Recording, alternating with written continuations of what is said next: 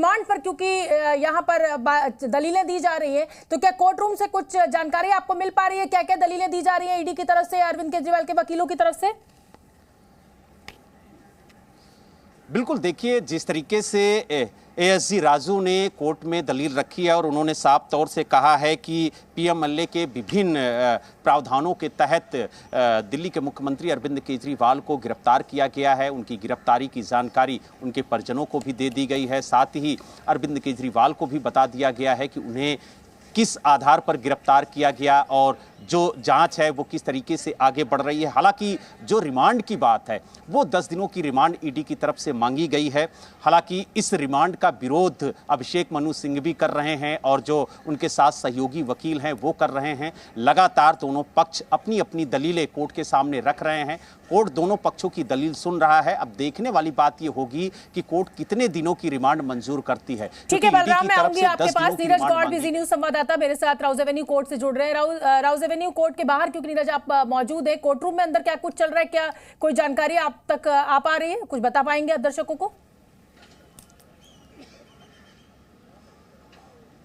देखिए शोभना, अभी फिलहाल जो हालात हैं बाहर के, वो यहाँ पर माहौल जो है वो पूरा गर्म है, क्योंकि जिस तरीके से जो सुरक्षा व्यवस्था है उसको बढ़ाया गया है, क्योंकि कोर्ट के अंदर भी जो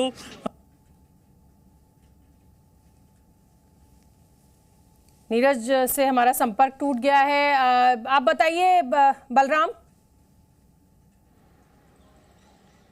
बिल्कुल, देखिए आपको बता दें कि जो एसबी राजू हैं उन्होंने बताया कि हमने नियमों का पालन करते हुए 24 घंटे के अंदर अरविंद केजरीवाल को कोर्ट के सामने पेश किया है और कोर्ट को यह भी बताया कि 28 पेज में गिरफ्तारी का जो आधार है वो कोर्ट के सामने रखा गया है और साथ ही कोर्ट के सामने जो अरेस्ट की फाइल है वो रखी गई है। अब कोर्ट से वो 10 दिनों की रिमांड मांगते हैं ताकि जो कड़ियां हैं, जो पूछताछ है वो आगे बढ़ाई जा सके। बलराम, अगर आपको याद हो, मैं थोड़ा सा इसमें आपसे चाहूंगी, अगर आपको याद हो, जब मनीष सिसोदिया को पेश किया गया था तो उन्हें कितने दिन की रिमांड मिली थी? फिर संजय सिंह को कितने दिन की रिमांड मिली थी? के कविता को तो हमें पता है कि 7 दिन की उनको रिमांड मिली, अगर आपको याद हो तो, क्योंकि 10-10 दिन की रिमांड उस समय भी ईडी ने मांगी थी। देखिए जहां तक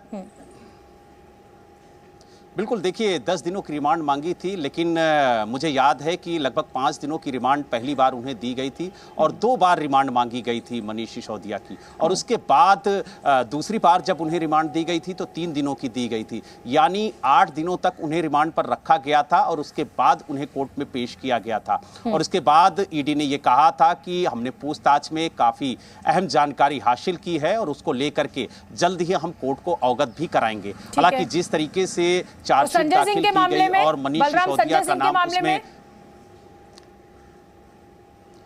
हालांकि संजय सिंह की गिरफ्तारी को लेकर के ईडी ने कहा था कि जिस तरीके से कड़ियां जुड़ी हैं और जिस तरीके से दिनेश अरोड़ा ने आरोप लगाया कि उसने संजय सिंह से मुलाकात की और जो संजय सिंह के पीएस हैं सर्वेश मिश्रा, उनके जरिए 2 करोड़ रुपए भेजे गए और उसके बाद उन्होंने मनीष सिसोदिया से मुलाकात कराई और मनीष सिसोदिया ने अरविंद केजरीवाल मैं आपके पास आऊंगी। नीरज गौड़ के पास शायद कुछ जानकारी है और वो बताना चाहते हैं हमारे दर्शकों को। नीरज बताइए, कोर्ट रूम में क्या कुछ चल रहा है?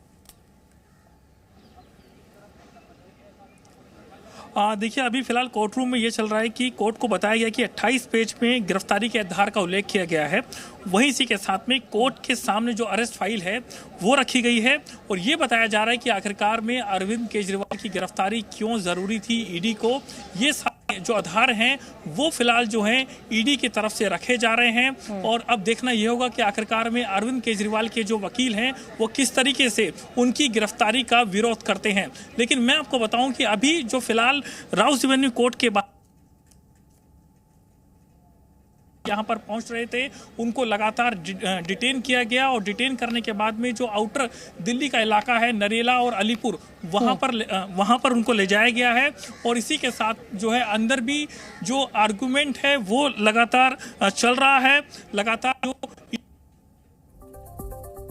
और अब देखना ये होगा कि आखिरकार में जो मनु सिंघवी हैं, जो कि अरविंद केजरीवाल के वकील हैं, वो किस तरीके से अरविंद केजरीवाल की गिरफ्तारी का विरोध करते हैं। क्योंकि अगर इन्होंने 10 दिन की रिमांड मांगी है तो ये हो सकता है कि 5 या फिर 7 दिन का जो रिमांड है वो कोर्ट दे सकता है। लेकिन सबसे पहले कोर्ट को बताना होगा कि आखिरकार में इनकी गिरफ्तारी क्यों जरूरी है, क्योंकि ये जानकारी है कि जिस तरीके से जो पूरा मनी ट्रेल किया गया था उसमें जो तमाम लोगों के नाम सामने आए थे, और अभी फिलहाल जो के कविता है वो ईडी के पास में है, ईडी की कस्टडी में है।